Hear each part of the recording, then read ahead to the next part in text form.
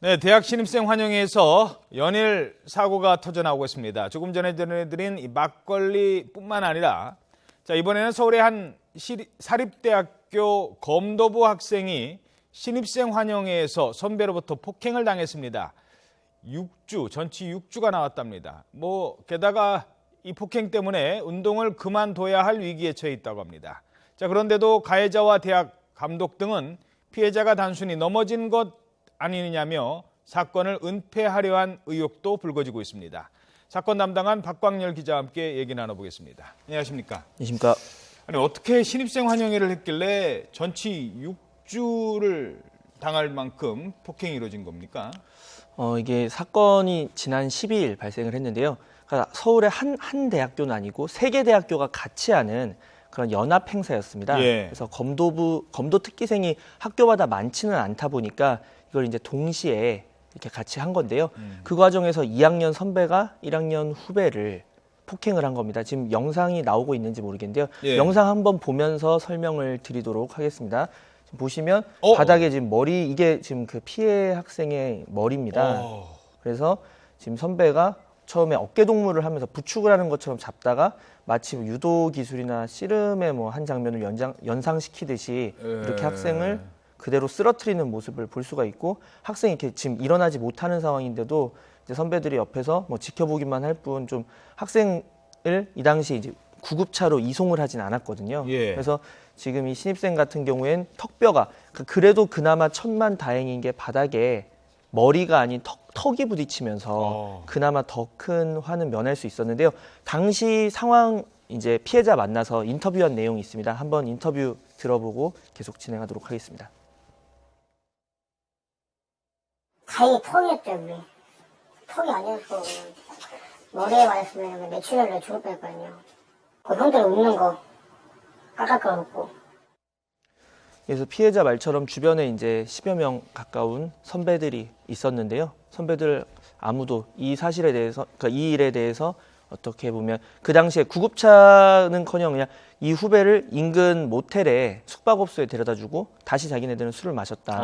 그래서 이 학생이 다음날 아침에 이제 일어나 보니까 모텔에 혼자 있었고 얼굴이 피투성이가 되어 있었겠죠. 그래서 혼자 이제 112에 신고를 했다고요. 혼자 본인이? 예, 본인이 이제 휴대전화도 잃어버린 상태여서 이제 모텔 직원의 전화를 빌려서 112에 신고를 했고, 그래서 병원에 입원을 하게 된 어떻게 보면 굉장히 안타까운 사례를 볼 수 있어요. 지금 보시는 영상은요. 예. 이 당시에 이 가해자들이 지금 보시는 영상은 이제 입원 당시에 이제 모습이고요. 예. 방금 전에 나왔던 그 사진 한 번 더 보여주시면 이게 학생들이 찍었던 사진입니다. 그러니까 학생이 일으켜 세우고 병원에 이송하기는커녕 기념으로 이제 아까 말한 것처럼 웃으면서 사진을 찍은 거예요. 당시 넘어진 이 학생의 모습을 어떤 이유에서 찍었는지는 모르겠는데 예.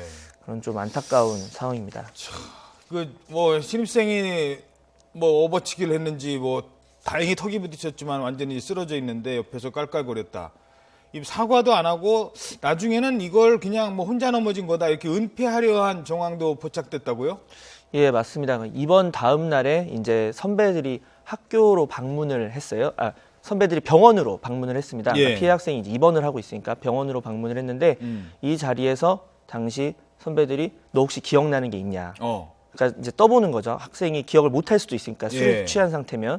그래서 기억이 나는 거 있냐? 그리고 이제 너가 혼자 넘어진 것이다. 이렇게 가해자뿐만이 아니라 같이 있었던 목격자들 그리고 감독까지 같이 왔었는데 이렇게 와서 너가 혼자 넘어진 것 같다. 이거는 왜냐면 지금 가해 학생도 이렇게 얘기하고 주변도 다 이렇게 얘기하지는 않느냐 해서 몰아갔던 겁니다. 너 그때 술 마셨으니까 모르지만 너 그때 혼자 넘어졌더라. CCTV 저렇게 다 찍혀 있는데도 불구하고. 그 당시에는 CCTV의 존재를 이제 몰랐겠죠. 몰랐을 텐데 그래서 그 당시 상황에 대해서도 피해 학생이 마찬가지로 인터뷰한 내용이 있는데 간단하게 한번 들어보도록 하겠습니다. 예. 그냥 캐묻는 거밖에 없어요. 어디까지 기억나냐 대체. 상황이 없었고 다들 단체로 아니라고 잡아떼니까.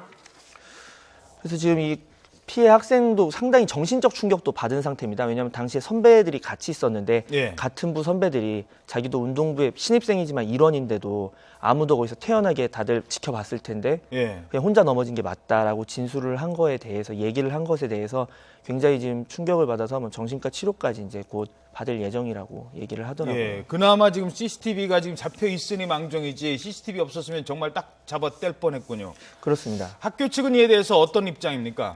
예, 학교 측은 일단 처음에 이 사실에 대해서 인지는 하고 있었다. 하지만 가해 학생이 이제 당시에는 혼자 넘어졌다고 그리고 주변 학생들도 다 그렇게 진술을 해서 이제 과 차원에서 전달을 학교 측이 공식적으로 받았지만 일단은 그냥 넘어져서 다친 사고로 알고 있더라고요. 저희 취재가 들어가는 상황까지도 그때도 그냥 넘어진 줄 알고 이미 있었군요. 사고 발생이 2주가 넘었는데도 학교 측은 그냥 넘어져서 다친 것으로 알고 있고 또 저희가 이제 그것에 대해서 뭐 더 얘기를 하자 잘잘못은 경찰이 따지는 것이다. 그래서 경찰 조사 결과를 우리는 나중에 확인을 하면 된다. 이런 입장이었는데 여기서 약간 문제가 감독은 CCTV의 존재를 알고 있었습니다. 어허. 왜냐하면 감독은 경찰서에서 감독을 불러서 이런 영상이 우리가 확보를 했다. 그래서 이 가해자가 이 같은 학교 선배인 것 같은데 우리가 보니 범행에 어느 정도 고의가 있다고 보여진다. 어허. 아직 누군지 영상을 통해서 확실하게는 모르겠어도 범행의 고의, 일부러 넘어뜨렸다는 것은 입증이 되니까 감독으로서 알고 계시고 학교 측이 어떤 조치를 취해야 하는 거 아니냐. 그런데 왜 감독은 학교에 얘기를 안 했습니까? 그런 차원에서 했는데 이것에 대해서 감독에게 사실관계 파악을 위해서 수차례 전화를 했습니다. 어제 예. 수차례 전화를 했는데 전화를 한 번도 받지 않더라고요. 그래서 저희 반론권 보장을 위해서 이제 여러 차례 연락을 취했으나 받지 않았고요. 예. 일단 그래서 학교 측의 입장은 가해 학생이 그렇게 얘기했으니 어쩔 수 없다라고 하지만 분명 학교 관계자인 감독이 그 CCTV를 본 상황에서 좀 처사가 미온적이지 않았나라는 생각이 듭니다. 경찰 수사는 지금 어떻게 진행되고 있습니까? 예, 경찰 수사는 현재 참고인 조사 진행 중이고요. 당시에 있었던 한 18명 정도의 학생들 대상 참고인 조사 진행하고 이후에 이제 지금 유력한 당시 가해자로 특정되는 학생이 있는데 곧 피해자로 이제 소환을 해서 조사를 할 예정이에요. 그리고 또 여기서 그냥 일반적인 폭행이 아니라 상해죄 적용을 하는 것을 그러니까 정말 그냥 단순히 때린 것이 아니라 심하게 다치게 한 것이기 때문에 상해죄 적용도 고려를 하고 있는 상황입니다. 자, 이거 뭐 해마다 이맘때면요. 해마다 입학 시즌 되면 입학하고 신입생 환영회 갔다가 아침에 학교 다녀오겠습니다. 자랑스럽게 대학에 딱 합격한 우리 딸 아들이 어느 날 막걸리 뒤집어 쓰고 오고 병원에 저렇게 실려가고 부모 입장에서 정말 걱정되거든요. 이거 왜 이러는 겁니까? 사실 이게 진짜 반복되는 문제인데요. 최근에 특히 이제 뭐 부산 동아대에서 있었던 그 오물 막걸리 투척이라던가 또 방금 뉴스에 나왔지만 전북 원광대에서 있었던 반팔 차림의 이제 막걸리 투척 이런 것들이 어떻게 보면 우리 그 사회 단면을 좀 보여준다고 볼 수가 있는데 예. 어떻게 보면 이런 행사에 적응하지 못하면 부적응자 낙인을 찍고 그러니까 어떻게 보면 이런 것에 대해서 정당하게 얘기할 수 있는데도 그러니까 이런 행위는 잘못된 거 아니냐 할 수 있는데도 좀 그냥 그 어떤 단체 문화에 그러니까 왜곡된 부분이 있다고 보여집니다. 또 각 대학 측도 그러니까 이런 일이 발생을 하면 재발 방지를 위해서 말로는 재발 방지를 한다고 하지만 실질적으로 어떻게 보면 처벌보다는 덮기에 급급하고 있는 게 사실이거든요. 예. 이번 그 대학 감독 같은 경우에도 이 피해 학생의 학부모에게 전화를 걸어서 그러니까 학생에게 혹시 학교 앞으로 다니는데 안 좋을 수도 있으니 일을 너무 크게 벌리지 않는 게 어허. 어떻겠느냐 이런 회유 무마성 전화까지 했다고 합니다. 예. 그러니까 이런 상황에서 어떻게 보면 더 나은 변화를 이끌어내기가 힘들겠죠. 그러니까 이번 사례도 마찬가지겠지만 예. 대학 측이 지금이라도 사후에라도 늦었지만 책임 있는 처사로 확실하게 어떤 조치를 취해야 할 것이라고 여겨집니다. 그렇죠. 이게 뭐 경찰이 조사하고 경찰 조사 결과 나와서 누가 잘못했다고 하면 우리는 처벌만 하면 된다라고 하는 그 생각이 너무 소극적인 것 같습니다. 발생하기 전에 좀 적극적으로 대처를 하는 예방 교육이 좀 필요할 것 같습니다. 박광일 기자 수고하셨습니다.